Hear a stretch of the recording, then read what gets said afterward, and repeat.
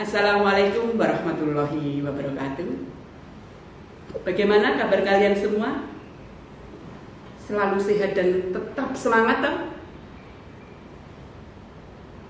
Sebelumnya saya akan memperkenalkan diri dulu, karena tak kenal maka tak sayang. Perkenalkan, nama saya Susilaningsih, guru mata pelajaran biologi di SMA Negeri 1 Trenggalek. Kalian bisa memanggil saya dengan panggilan Bu Susi atau Bu Susil. Bu Susil, tapi bukan berarti suka usil. Anak-anakku, siswa baru SMA Negeri 1 Trenggalek, selamat datang, selamat bergabung di SMA Negeri 1 Trenggalek. Saya ucapkan selamat atas keberhasilan kalian bisa diterima di SMA Negeri 1 Trenggalek yang merupakan SMA terfavorit di kota ini. Kalian wajib bersyukur, karena di luar sana teman banyak sekali yang ingin masuk sekolah ini tetapi tidak bisa karena mungkin kurang beruntung. Rasa syukur yang kalian miliki itu harus diikuti oleh komitmen dari kalian untuk mempertahankan prestasi atau meningkatkan bahkan prestasi yang sudah kalian miliki itu. Untuk meningkatkan prestasi itu, maka kalian harus tahu bagaimana cara belajar efektif. Oleh sebab itu, pada kesempatan kali ini saya akan menyampaikan bagaimana cara belajar yang efektif. Karena saat ini kita berada pada masa pandemi COVID-19, maka pembahasannya saya batasi yaitu bagaimana cara belajar efektif di masa pandemi COVID-19. Cara belajar efektif di masa pandemi COVID-19 antara lain: 1. Kelola waktu dengan baik. Atur waktu belajar Anda agar tidak mengulur-ngulur waktu dalam mengerjakan tugas. Jadi begitu ada tugas, secepatnya dikerjakan. Jangan ditunda, dan ditunda. Biasakan fokus dan mengerjakan tugas di awal waktu. Dikerjakan, ada tugas langsung kerjakan. Ya, jangan menunggu akhir-akhir. Yang berikutnya, kalian juga harus berkomitmen untuk mengerjakan tugas sesuai batas waktu yang telah ditentukan. Berikutnya, yang kedua, agar hasilnya bagus, maka cara kedua, carilah tempat yang nyaman. Di mana tempat yang nyaman? Karena kalian itu sekarang belajar di rumah, sementara ini karena COVID-19 kalian belajar di rumah, maka antara lain ini tempat yang nyaman merupakan salah satu kunci agar belajar tetap fokus. Ya, jadi tempat yang nyaman itu yang bagaimana? Misalnya jangan di tempat yang sepi-sepi. Keliru. Terbalik ya. Jangan di tempat yang ramai. Maka kamu harus cari tempat yang sepi, yang jauh dari kebisingan, agar tidak terganggu belajarmu. Ya, nanti pas waktu belajar terdengar bakul pentol ojek, tolet. Nah, kamu lari ke tempat beli pentol ojek, akhirnya konsentrasi belajarmu terganggu. Nah itu. Kemudian ini Anda bisa mencari tempat seperti sudut rumah yang nyaman untuk belajar. Ya, jadi pilih bagian dari rumah Anda yang paling nyaman bagaimana? Ya, kalau di gambar ini saya gambarkan seperti ini ya, tidak harus sama seperti ini, tergantung kondisi rumahmu sendiri. Jadi cari mana yang paling nyaman, ya. Kemudian yang berikutnya, Anda bisa mendekor area meja belajar sekreatif mungkin untuk menambah semangat belajar Anda.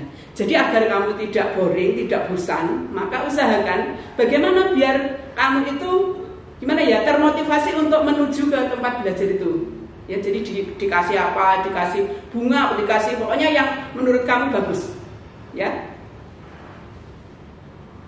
Kemudian berikutnya, nah yang tidak kalah pentingnya adalah siapkan perangkat yang dibutuhkan. Karena belajarmu itu di masa pandemi COVID bukan pelajaran tatap muka, kita pelajarannya daring atau online, maka yang wajib disiapkan antara lain adalah laptop, smartphone, atau komputer. Ya, terserah, tergantung yang kamu miliki apa. Jadi tidak harus semuanya kamu miliki. Jadi silahkan disiapkan. Yang punya HP ya HP, punya laptop ya laptop. Ya, alhamdulillah kalau punya HP dan laptop bisa saling ini melengkapi ya. Jadi itu disiapkan dulu. Kemudian saklar listrik. Ini tulisannya keliru ini. Harusnya listrik untuk mengisi daya perangkat Anda agar tidak kehabisan daya di tengah-tengah fokus belajar. Ya, jadi saklar listrik juga penting di rumah Anda ya. Jadi nanti biar tidak macet belajarnya di tengah belajar, loh kok mati lampu, nanti kamu kebingungan. Jadi disiapkan dulu, matur ke orang tuanya ya, biar antara kamu dan orang tua bisa bekerja sama. Kemudian pastikan juga perangkat Anda terhubung dengan jaringan internet yang baik ya, itu. Jadi paketan ya. Kamu yang tidak punya wifi di rumah itu silahkan sebelum memulai pelajaran daring atau pelajaran online disiapkan paketannya ya. Paketan yang diminta ke orang tua itu jangan hanya digunakan untuk nge-game, untuk lihat YouTube, untuk TikTokan ya. Yang paling penting itu kamu gunakan untuk kegiatan daring. Jangan untuk yang lain-lain dulu. Ya, orang tua mencari uang itu sulit. Lepas entek-entek ini mesak. Ya. Kemudian ini Anda dapat mengakses platform pembelajaran daring yang Anda butuhkan tanpa kendala. Jadi di Google, di internet itu tersedia banyak sekali ya, banyak sekali materi pembelajaran. Kamu bisa download menurut mana yang kamu penting ya. Termasuk cara pembelajaran efektif ini sebenarnya di Google itu juga banyak sekali. Yang saya sampaikan ini hanya salah satu alternatif saja. Berikutnya, nah ini yang tidak kalah penting, komunikasi dengan pengajar dan teman belajar. Meskipun kamu belajarnya daring di rumah masing-masing ya, karena masa COVID ini, maka tapi kamu harus tetap berhubungan dengan temanmu dan pengajarmu. Ya, jadi kalau tidak berhubungan nanti tidak tahu mengumpulkan kapan, tugasnya apa ya. Itu. Jadi meskipun Anda belajar dengan jarak jauh dari pengajar, bukan berarti Anda bebas bersantai dan menunda tugas yang diberikan. Jadi meskipun Bapak Ibu guru itu tidak preso, tidak mengetahui, ya, kamu harus punya rasa tanggung jawab sendiri. Jangan kalau ada tugas terus santai, terus ditinggal, gurunya tidak tahu saja, saya tinggal aja. Jangan seperti itu. Ya, itu namanya tidak bertanggung jawab. Yang berikutnya, tetap jaga komunikasi dengan pengajar dan teman belajar. Jaga komunikasi. Ditanyakan misalnya ada tugas atau ada materi yang tidak jelas, kamu wajib menanyakan ya, karena kalau dipikir sendiri kamu nanti tidak bisa, masalahnya begini harus diutarakan atau disampaikan kepada temanmu dulu. Kalau temanmu tidak bisa, baru misalnya tanya langsung ke pengajarnya. Saya yakin Bapak Ibu guru pengajar itu lebih menyukai anak-anak yang punya keberanian untuk mengungkapkan pendapatnya atau bertanya, kemampuan bertanya ya. Kemudian yang berikutnya, Anda bisa juga mengadakan grup chat ya. Kalau menurut saya ini bukan bisa juga, tapi sebenarnya wajib ya. Wajib ada grup, misalnya grup WA ya, yang nanti akan digunakan untuk membahas soal atau materi pelajaran yang diberikan oleh pengajar, sehingga kalau ada yang materi yang tidak jelas, kamu langsung bisa mengutarakan di grup WA itu. Saya kira kamu di SMP yang kemarin itu kita kan sudah pembelajaran daring, mungkin yang cara ini itu sudah diterapkan atau sudah diaplikasikan oleh Bapak Ibu guru kamu. Ya, mungkin nanti tinggal melanjutkan saja. Nah, kemudian Anda juga bisa melaporkan tugas setiap harinya kepada pengajar. Maksudnya begini, kalau misalnya kamu sudah selesai mengerjakan, ya, atau kamu tidak jelas dengan tugasnya, silahkan langsung tanya kepada pengajarnya, biar yang kamu kerjakan itu tidak sia-sia. Jadi apa yang kamu kerjakan itu sesuai dengan petunjuk atau yang dimaui oleh pengajar itu. Baik, kita lanjutkan berikutnya. Nih, yang kelima, yang tidak kalah penting adalah jaga kebersihan. Jaga kebersihan, ya. Sekarang ini kan situasinya di masa pandemi COVID-19. Saya yakin kalian sudah berkali-kali mendengar, melihat di tayangan televisi atau di apapun. Kebersihan itu sangat penting, ya. Sekarang ini banyak slogan-slogan yang menuliskan di situ, jaga jarak, kamu harus cuci tangan setelah bepergian, mandi, keramas dan seterusnya. Saya yakin kamu sudah bisa itu. Ini saya cuma mengulang kembali, mengingatkan kembali. Jadi ini di saat pandemi COVID-19, kebersihan merupakan salah satu hal yang penting. Mengapa? Saya tidak perlu menjelaskan, saya yakin kalian sudah tahu jawabannya.